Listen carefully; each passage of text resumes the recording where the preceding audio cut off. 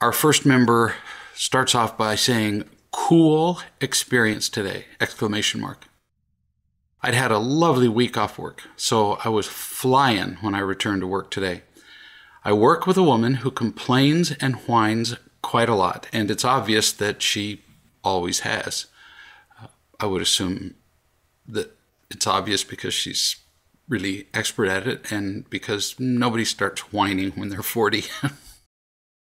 You continue, she's very good at it. Yeah.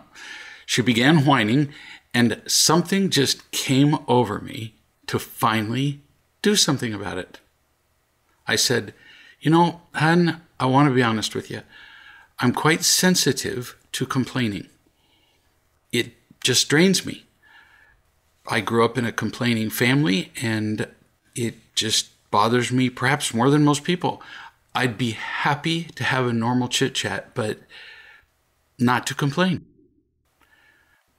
I'm stunned because nobody has the guts to say this. But it's reasonable that you would say this. What if your coworker, for example, smoked and it was against company rules? Would you say something? And you're really affected. Yeah. Or they eat peanuts and you're deathly allergic to peanuts. Or you're somebody that you work with across the cubicle relaxes by throwing a basketball against the cubicle wall that's between you.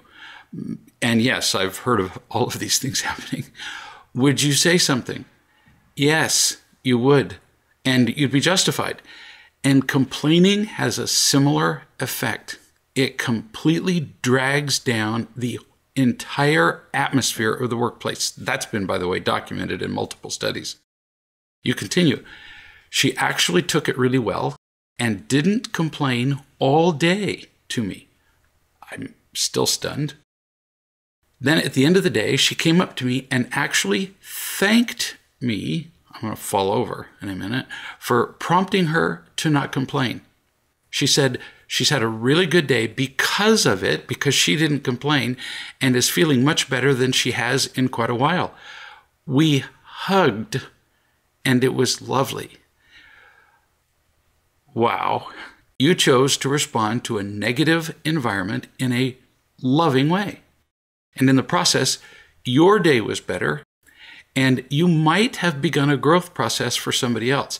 That is no small thing. Now, I'm not saying that everybody you'd say this to would respond in this way. Some people would, "Oh my goodness, I know I don't complain." They would deny it, and then they'd argue, and then they'd say, "Well, you complain too."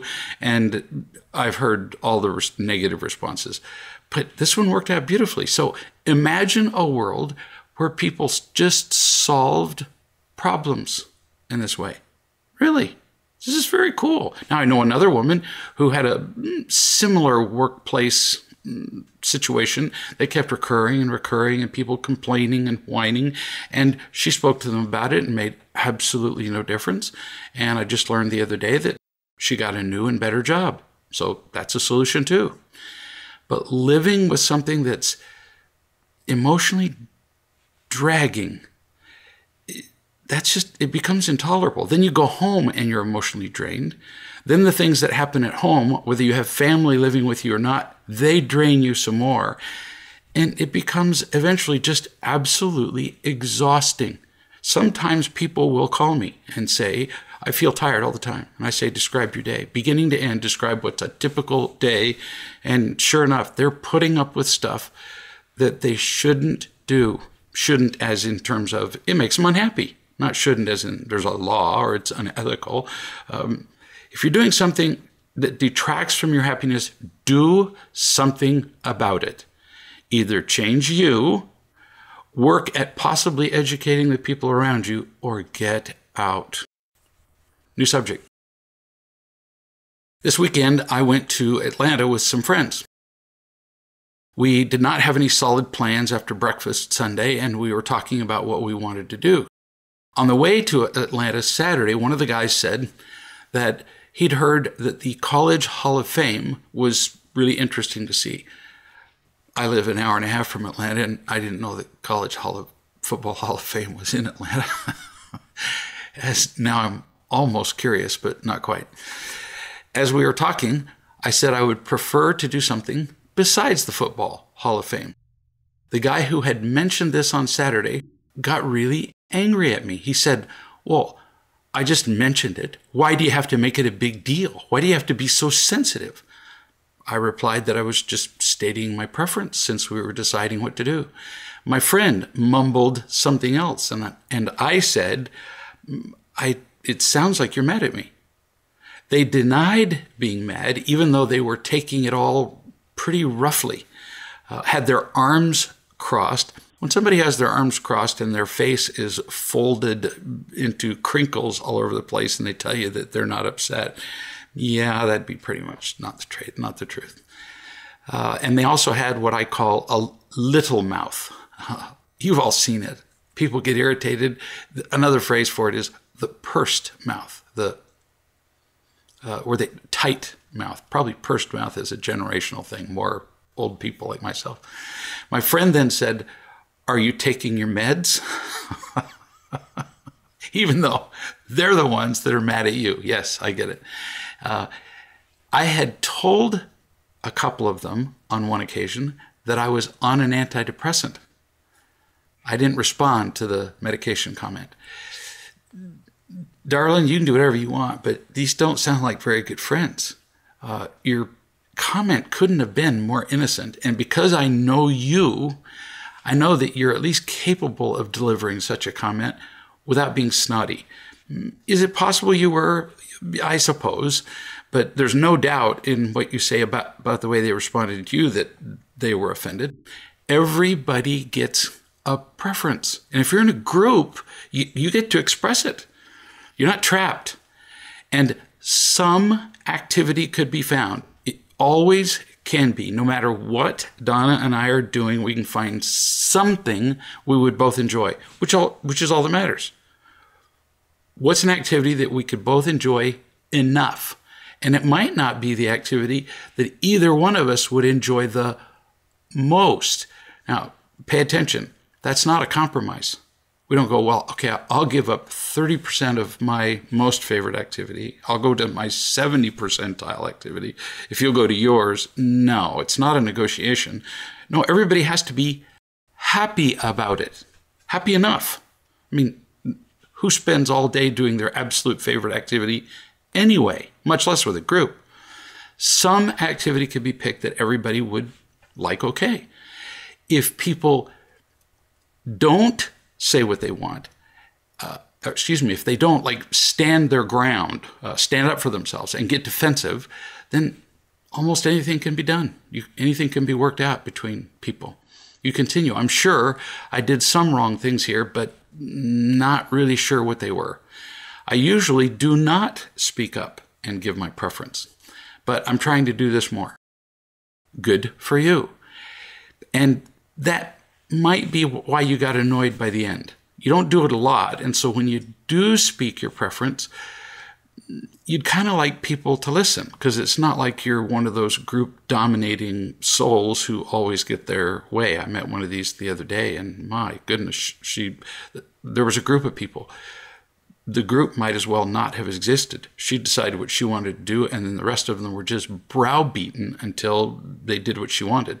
Actually, she didn't have to browbeat them so much. It was obvious she'd browbeaten them so much in the past, they'd learned to just skip that step and go straight to, being obedient. All of these people formed their friendship with you based on your willingness in the past to be manipulated before you learned what it was like to be unconditionally loved. And so, in a way, you've kind of changed the rules. And part of them, although it would be unconscious, would be thinking, how dare you change the rules? How dare you express your opinion? In fact, I was just talking about that woman who controlled the group of other women, like with a whip. Had one of those women spoken up and said, no, I really don't want to do whatever this woman had proposed, she would have gotten offended. And in fact, I watched that happen. I watched it happen when somebody did say, well, I don't know how... This woman came down like a fighter jet with missiles, bullets, and she just kept at it until that woman shut up and went, oh, I'll be okay doing that, what the bully wanted. So People get used to how things go in a group. And as you learn and grow and speak what's true for you, you're going to discover some people won't like it. You continue. I think my friend got mad because I gave a preference and I usually don't. Maybe they just didn't know how to deal with my stating my preference. Maybe I should have said, I think you are mad at me, as opposed to saying that it sounds like you're mad at me. Maybe not. Maybe I might have changed it minimally. I might have said, this is just a possibility. I'm not telling you it's the way to do it. It's just one different way to think of it. So now you've got two ways to think of it the next time it happens. You're pretty angry about this. Notice I'm not equivocating. As soon as you sound doubtful, people don't listen to you. You're pretty angry about this, you say. Is the Football Hall of Fame really worth getting mad about? Now, hear my tone. Is the Football Hall of Fame worth getting mad about? If you have a tone, is the Football Hall of Fame worth getting mad about? Well, it is now because you've attacked them. So saying I think kind of discounts your opinion. It sounds tentative. He was irritated at you, folded his arms, said, why are you being so sensitive and all that stuff. So you do have to deal with it.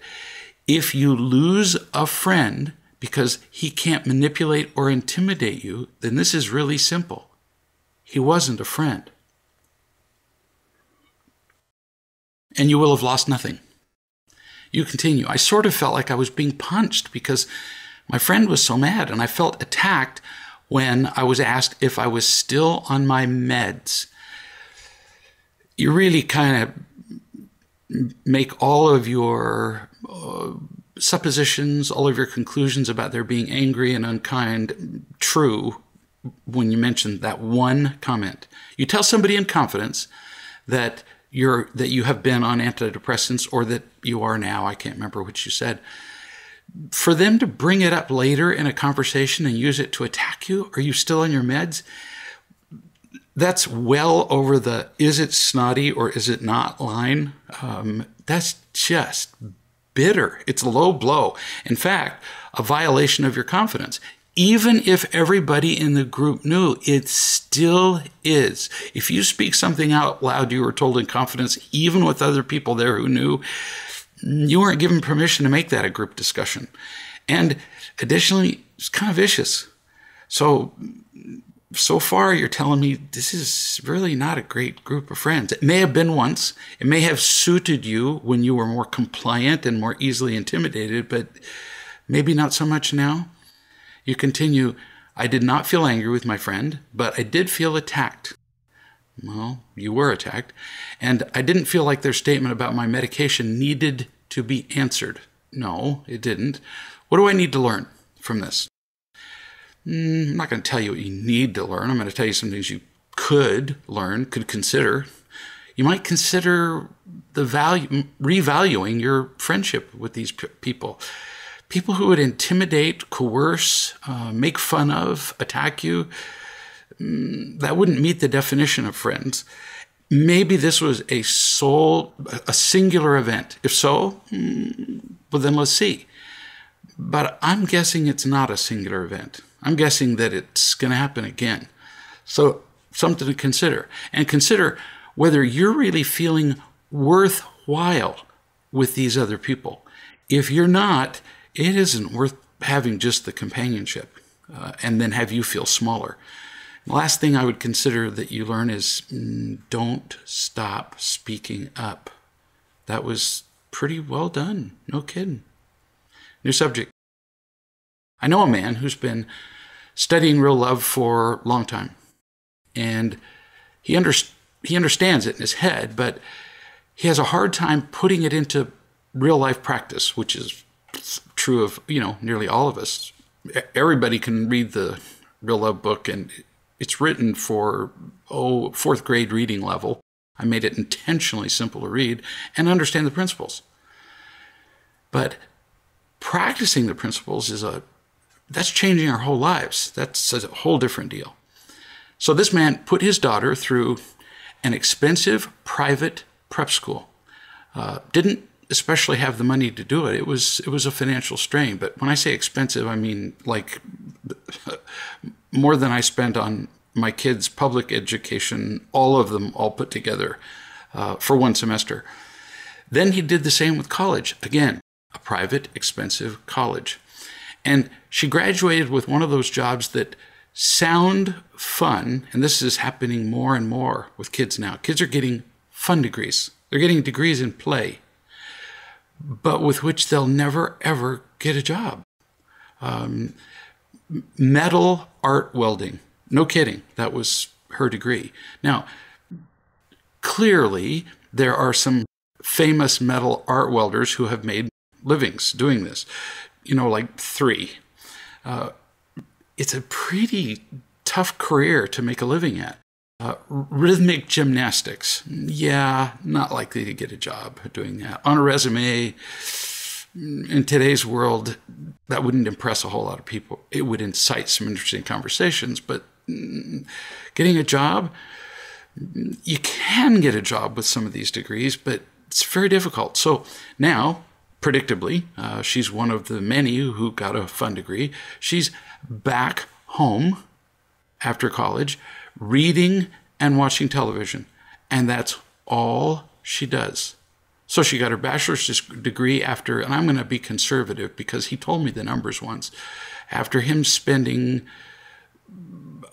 about $200,000 on her prep school, and no, more than that, and college education, but let's say $200,000. And she's been educated to the point where she can read and watch television. Well, I have friends who've never been to spend a dime on school, and they read and watch television and probably do it just as well as she does. He wrote, and he said, we're having daily meetings, and I suggested to Jeanette, his daughter, to read, maybe she could read a little less. Sounds good. I asked her what she heard, and she replied that she knew what was coming. She knew what I was going to say next, which means she dreads being responsible, and somebody has to teach her. And she doesn't want to be responsible. She doesn't want a job, never did. She went to college to play. Now she's coming home and figuring, you funded everything else. You see how you kind of trained her for this. You funded her high school where she played.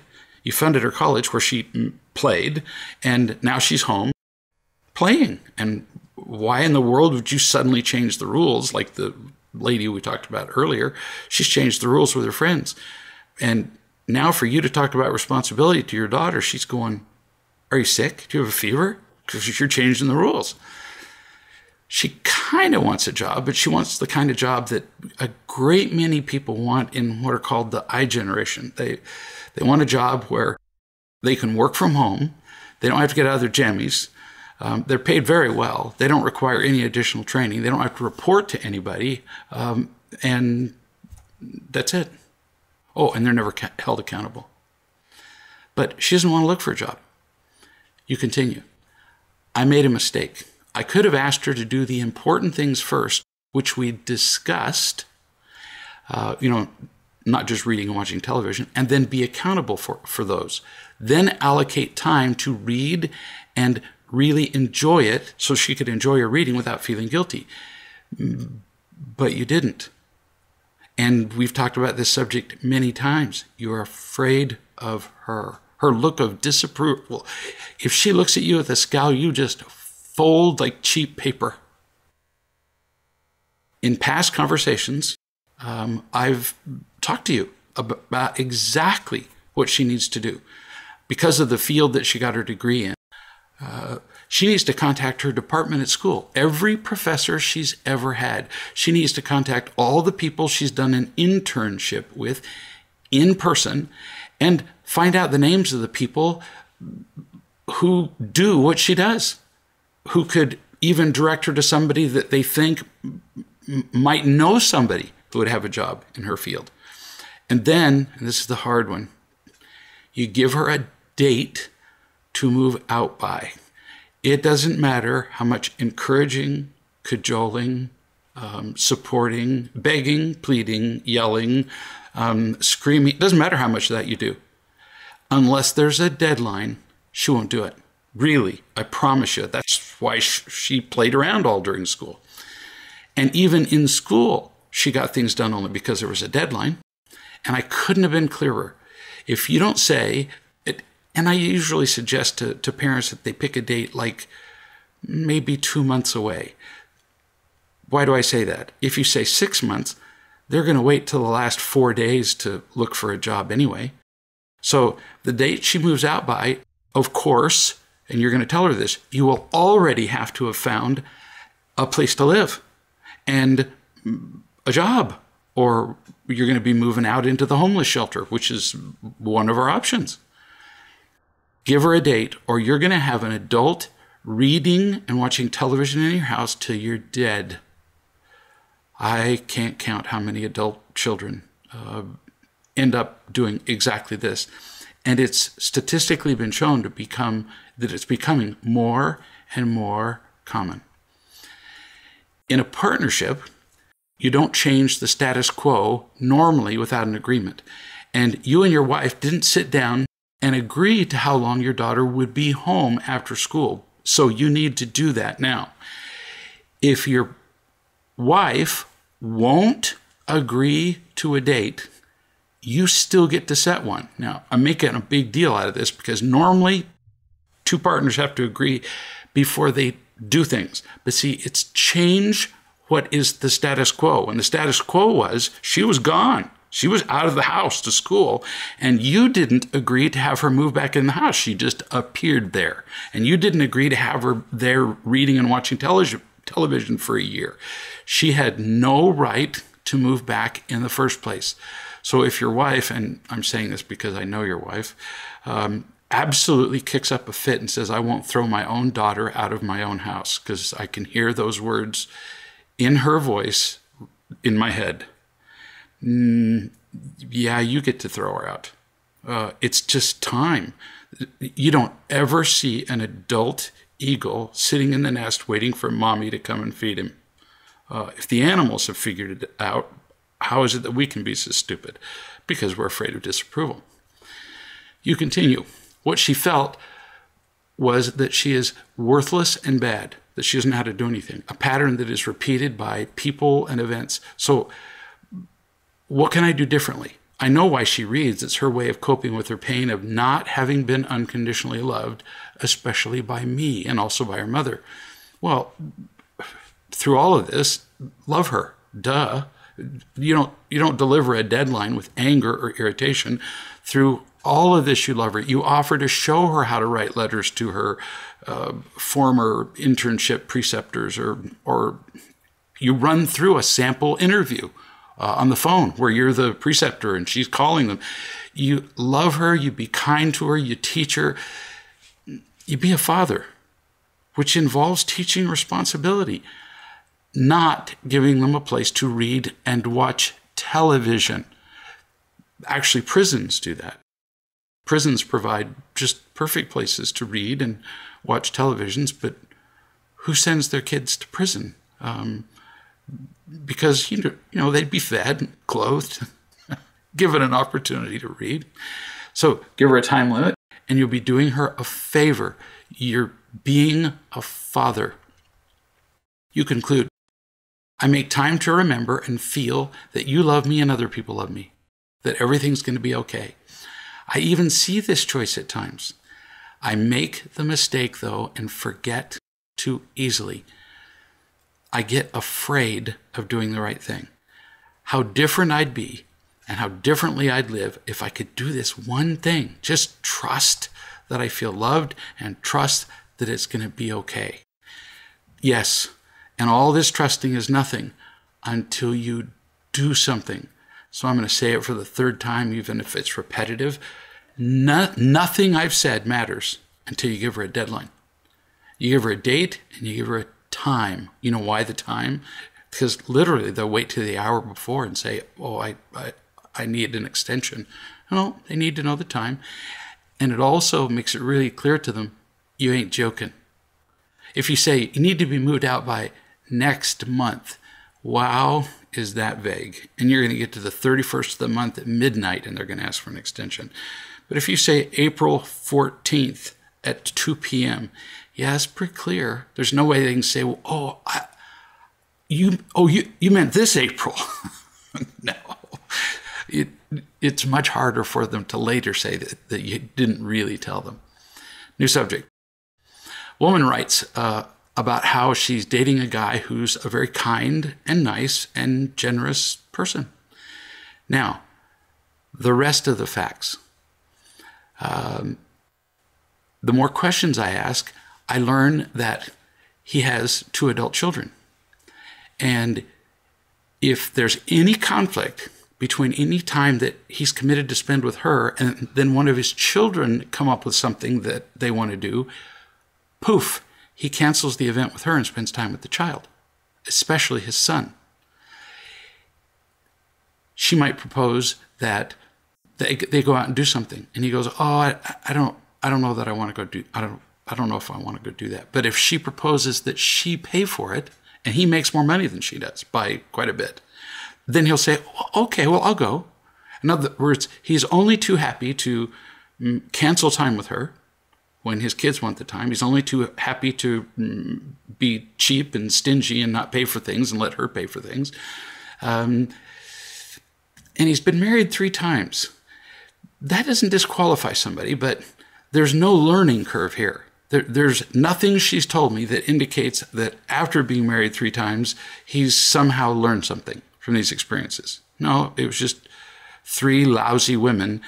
You know, if somebody's been divorced 3 times and says it's because he married 3 stupid women, you're going to be the 4th one. So the fact that he's nice, because she made a really big deal about this. Oh, he's just so nice. How do you think people attract other people to be used? They attract them with niceness. The woman I was talking about earlier, who was so controlling over this group of women, I mean, she just virtually cracked the whip. She got them in line because most of the time she's just very ingratiating, very nice, and very organized, and gets things done. And they all appreciate the fact that she organizes every dang thing down to the minute, and they don't have to do any thinking or planning. And unless they cross her, things are very pleasant. Nice is just very often a form of manipulating and doesn't mean a whole lot. You got to ask yourself a whole bunch of other questions. And actually, the questions you can ask are all written in the dating book, so I'm not going to go through them here. New subject. I have just contracted to do, this is a woman who's been doing Real Love for several years now. And she wrote me to say, I just contracted to do 60 hours of teaching Real Love and parenting at the local junior college over the next several months. 60 hours. Now, you think that just happened accidentally? This woman has been crazy involved in teaching people Real Love in the workplace, volunteered to teach workshops, at every opportunity been a wise person to other people, had groups in her home. And as a result, she's acquired the experience and the confidence where she just marches into the local junior college and says, I'd like to offer a course on how to parent. And they went, cool. Based on what? She said, oh, something you probably never heard of. And she said, it's based on unconditional love. It's not a technique. They were further intrigued. So she did 20 hours of teaching, and then I can't remember how many after that. Now she's up to 60. She said this is a combination of workshops and 6-week class series. It took a lot of work to put together, but I'm very happy about it. The person running the program sees real value in this. This is a result of somebody who says, I want to do this worthwhile thing in the world. And then she prepared herself to do it instead of just saying, oh, I can't count how many people have called me and said, this message has really got to spread throughout the world. I get emails almost every day of people pointing out to me how I could do the work and go spread it to whatever group, or, why don't you do this? Why don't you do a workshop on that? Why don't you write a book on this? Why don't you do a course on, they don't do anything. This woman didn't do that. She just went out and created this, a local course. This is an example of really wanting something. And in the end, you think she won't benefit from teaching the course? It's amazing. New subject. For the longest time, my daughter has had an iPhone attached to her head, to her ears, to her face, like she couldn't live without it. That's a really nice description. Kids walk around like it's a body part. They won't let go of it. You recommended to me, meaning she's talking to me, you recommended that if she's irresponsible or snippy or anything unloving, that the phone just goes for increasing periods of time. And so I did that. Bless your heart, because most parents don't have the guts to do that, like the father I was talking about earlier. And it finally went for a month without her having the phone, and she became a different person. All of you parents who have kids who use their phones all the time, which would be, all of you parents with teenagers, she became a different person. One parent called me and said, I'm just having the biggest difficulty with my kid, and I don't know what it is. And I said, I don't even know your kid. I don't know the problems going on. Reach out your hand and say, give me your phone, and see what happens. Just see what happens. Don't do anything but hold your hand out. She called me back and said, my daughter had everything but a seizure, crying, sobbing, bawling, throwing things. And I said, well, there you go. She just satisfied all the requirements for an addiction. Now you take the phone. And she took the phone for a month. Her daughter became a different person too. So this particular mother that I'm talking about, she took the phone away for a month, and then she gave the phone back to her daughter, and her daughter started having trouble again, started being irresponsible, snippy, and so on. And when she would get snippy, the daughter would offer the mother the phone. She would say, Mom, I'm being irresponsible, and this is interfering with who I want to be. Would you take the phone for another week? The daughter gave the mother the phone. You're thinking I'm making this up. No, she really did that. It's an addiction. It's severe. One day, I didn't even know what YouTube was. Yes, I'm that primitive. Still don't know how to go on Facebook and do things. But one day, I don't know what got it into my head, but I used to have large snakes, a large Burmese python that was like 14 feet long. And I was watching a National Geographic something or other, and they were showing crocodiles, and I couldn't resist. So I went to YouTube and I wrote in crocodile fighting python or anaconda or something. And sure enough, there were, 100 videos of crocodiles and anacondas fighting. Who knew? Well, then over there on the right, if you've watched that, surely you'd be interested in seeing this. A half an hour later, in a complete stupor, I was still watching videos about now completely unrelated things, like funniest commercial bloopers. And after 30 minutes, I went, what are you doing? What a complete waste of time. I had been pulled into the kind of addictive behavior, even though I'd never done it before. It was just so utterly fascinating and so absolutely worthless.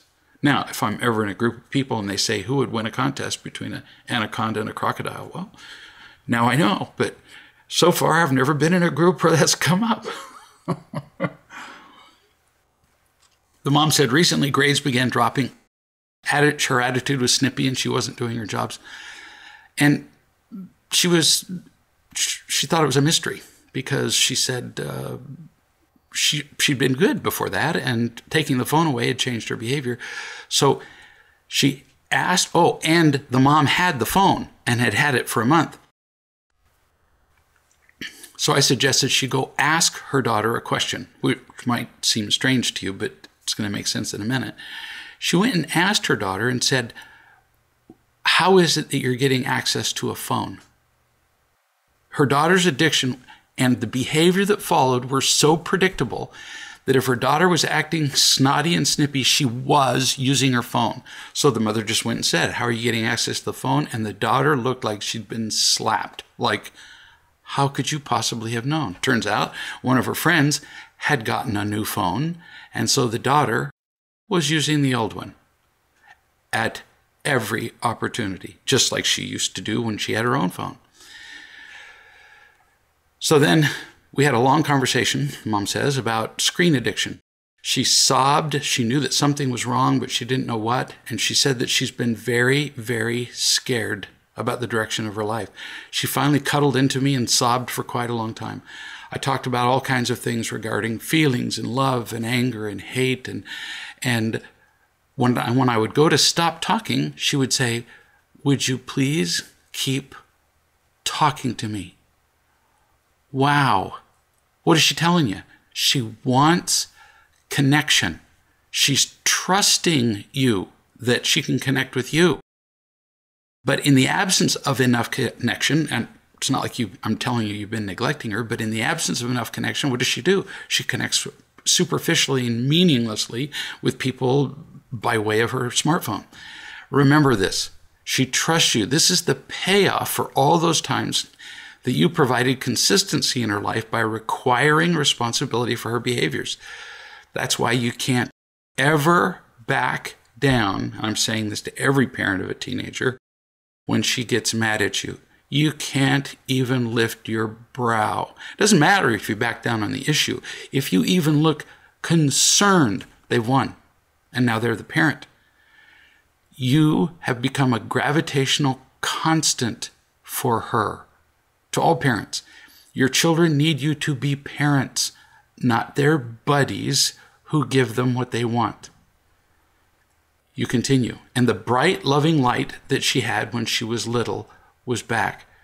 She asked if the light had gone out, and I said, "No, you just sometimes cover it up with garbage that you're trying to protect by keeping your screen addiction going. It's an insidious, pernicious addiction." No kidding. More common than anything that there is now. More common than drugs by far, because everybody's using them. Mom says, the only way out is to feel the deep feelings and learn that none of the crap that has happened with her dad and me had anything to do with her. She was just a sweet little baby who wanted a loving family, which she deserved. And I kept telling her that and telling her I adore her. And she finally fell asleep in my arms. Teenage kid who'd been having a fit about her phone. That's pretty sweet. You conclude, I told her the phone would be locked up so she could forget about trying to find it, because this kid would find the phone no matter where the mom hid it. She could hide it inside the car tires and this girl would find it. So she locked it up. And Mom says she's like two different kids. The good kid, the happy kid, the cooperative kid without the phone, and the venomous snake with the phone. Not a happy way to live. Although, since you were wondering, if you're a great big snake, it turns out you can beat the crocodile. Every parent, listen to this.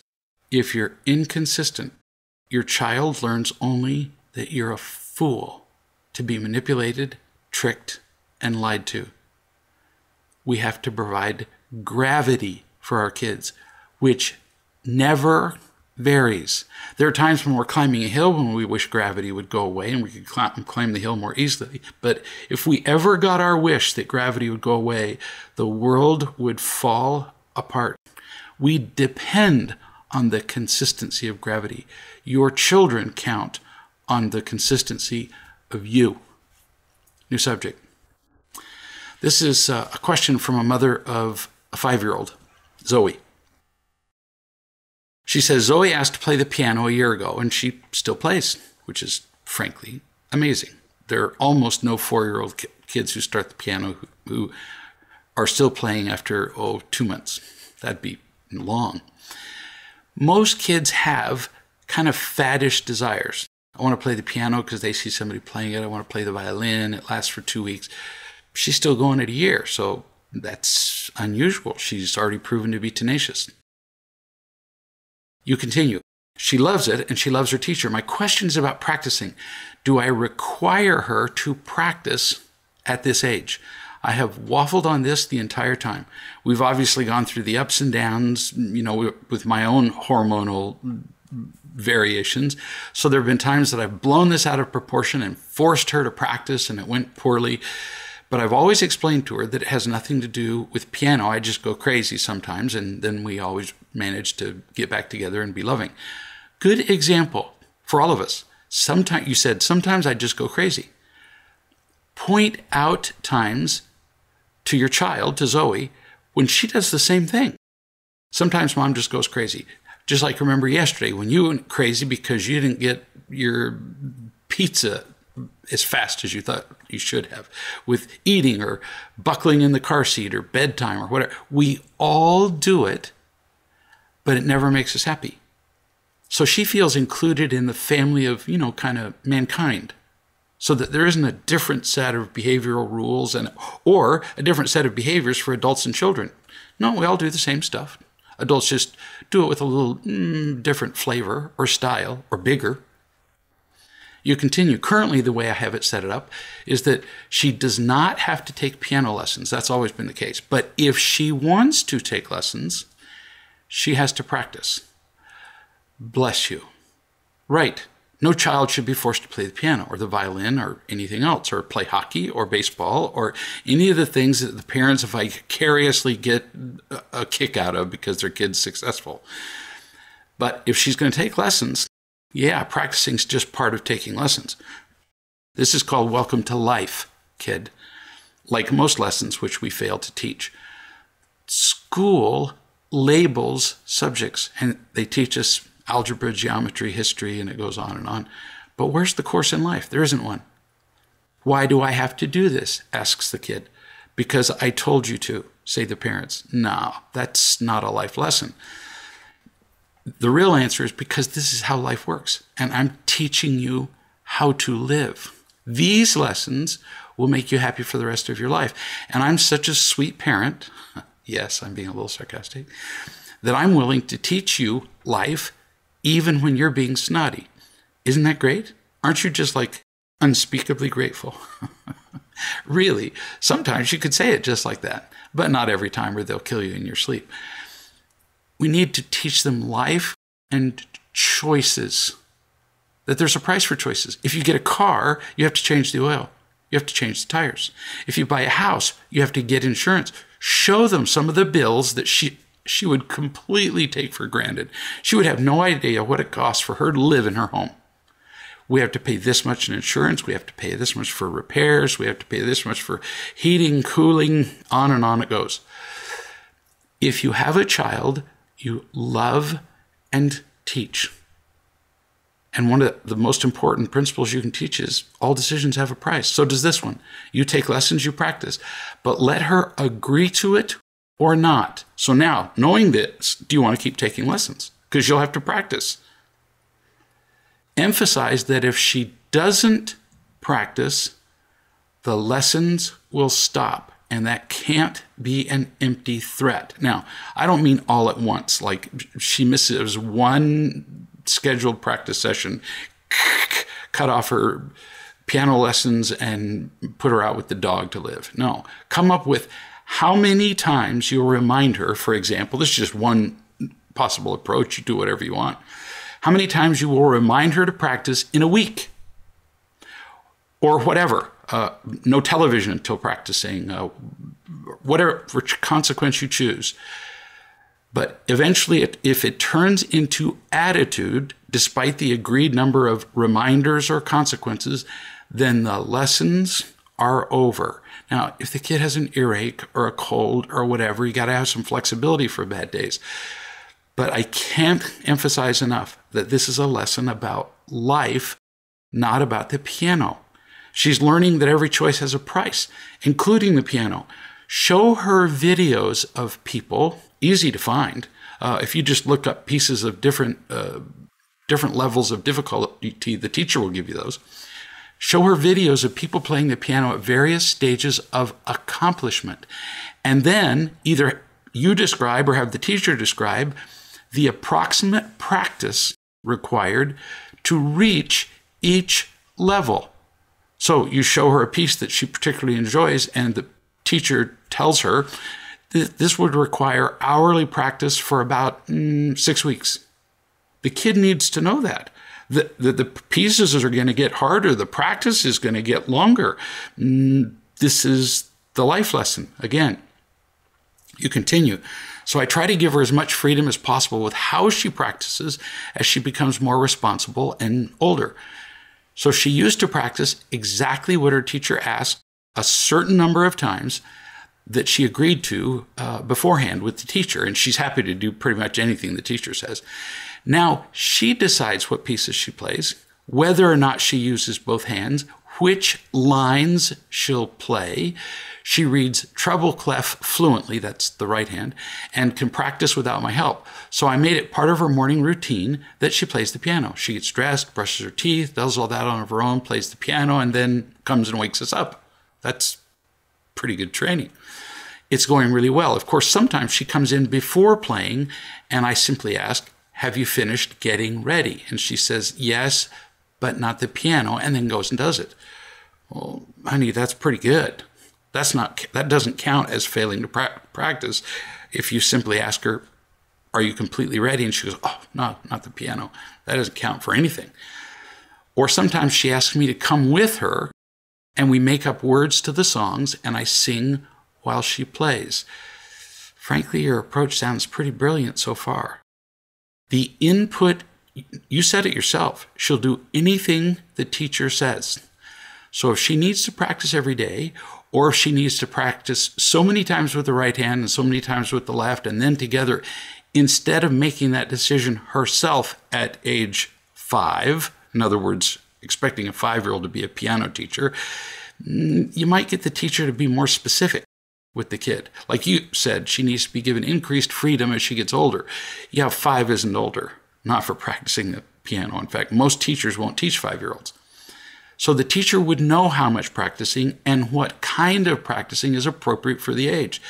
Ask the teacher if your method of her playing is most appropriate for her now. If it's working, keep doing it. But if the teacher makes a suggestion to change it, do it. You continue. You'd think this wouldn't bother me since it's going so well.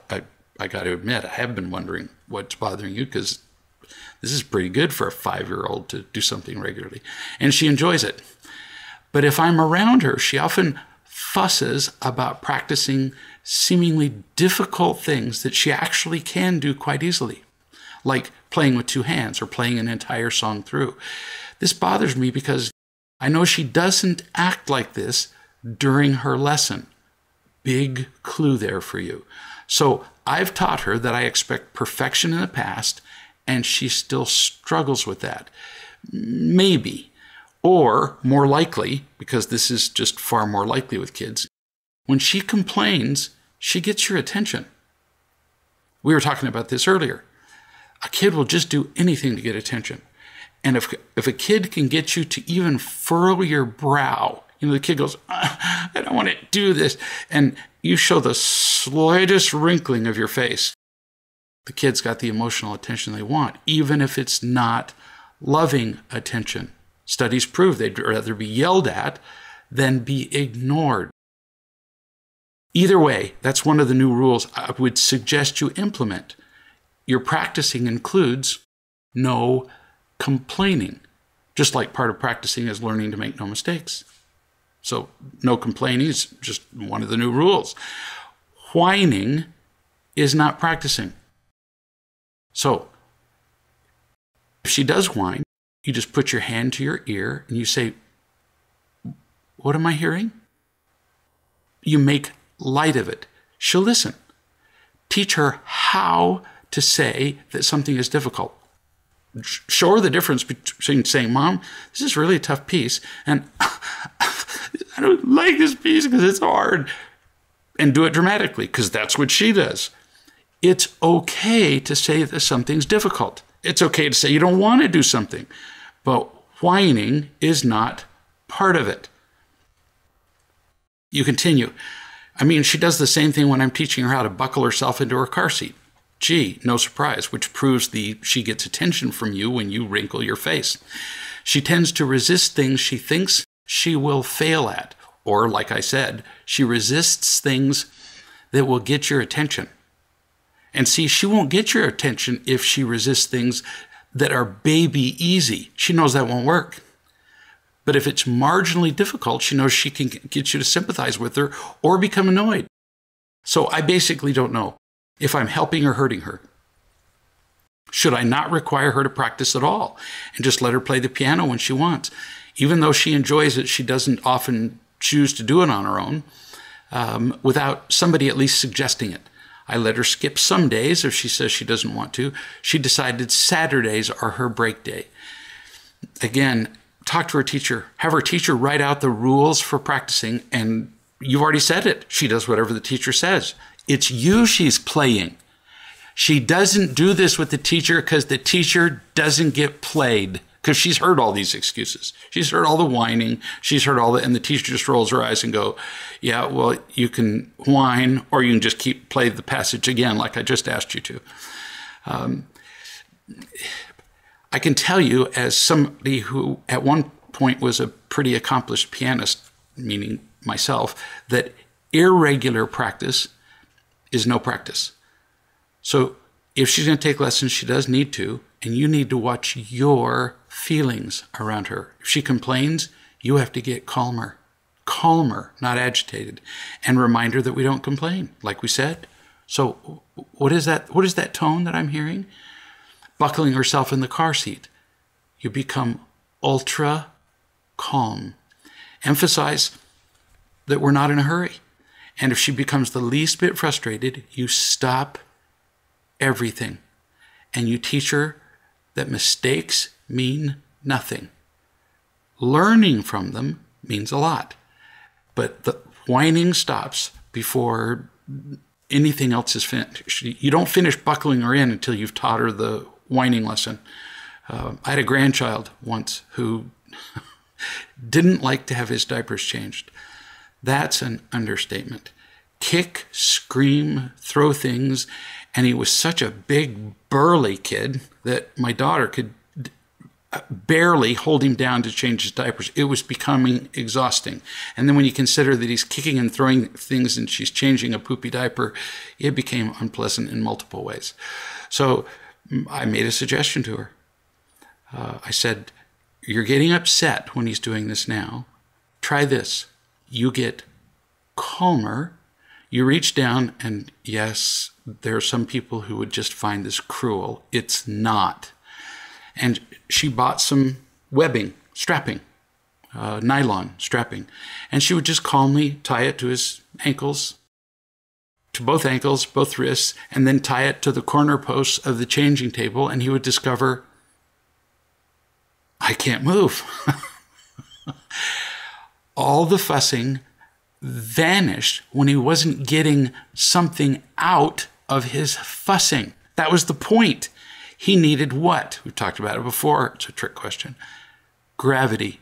She gave it to him. She wasn't mad at him. She didn't strap him in and go there. She didn't punish him and leave him on the table for 3 days. Although I'm sure that's occurred to more than one parent. No, she just tied his arms and legs down so she could change his diaper and then just let him up. No, did you learn your lesson? No, there, I showed you. No, just calm as could be. She was gravity. And his resistance to changing his diaper went from hysterical to 0. There's a lesson there somewhere for all of us.